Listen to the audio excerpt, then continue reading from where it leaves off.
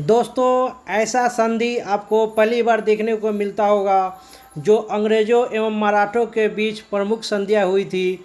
आइए सब क्वेश्चन एक एक करके देखते हैं।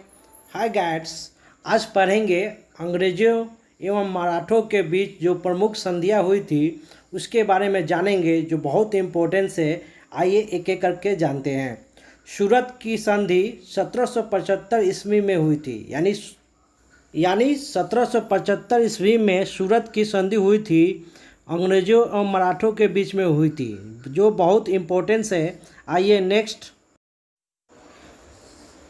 पुरंदर की संधि 1776 ईस्वी में हुई थी। 1776 ईस्वी में पुरंदर की संधि हुई थी, अंग्रेज़ों और मराठों के बीच में हुई थी संधि। नेक्स्ट। 1779 ईस्वी में बड़गांव की संधि हुई थी। 1779 ईस्वी में बड़गांव की संधि हुई थी। आइए नेक्स्ट।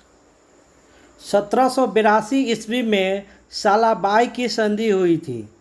1782 ईस्वी में सालाबाई की संधि हुई थी, जो बहुत इम्पोर्टेंट क्वेश्चन है। आइए नेक्स्ट। 1802 ईस्वी में बसीन की संधि हुई थी। 1802 ईस्वी में बसीन की संधि हुई थी। नेक्स्ट।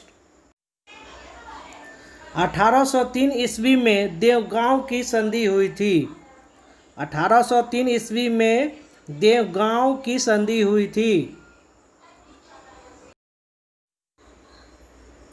1803 ईस्वी में सुरजी अर्जुन गांव की संधि हुई थी।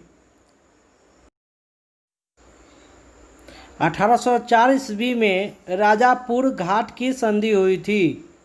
1804 ईस्वी में राजापुर घाट की संधि हुई थी। 1816 ईस्वी में नागपुर की संधि हुई थी। 1816 ईस्वी में नागपुर की संधि हुई थी। 1817 ईस्वी में ग्वालियर की संधि हुई थी। 1817 ईस्वी में ग्वालियर की संधि हुई थी। 1817 ईस्वी में पुणे की संधि हुई थी। 1817 ईस्वी में पुणे की संधि हुई थी। 1818 ईस्वी में मंदसौर की संधि हुई थी। 1818 ईस्वी में मंदसौर की संधि हुई थी।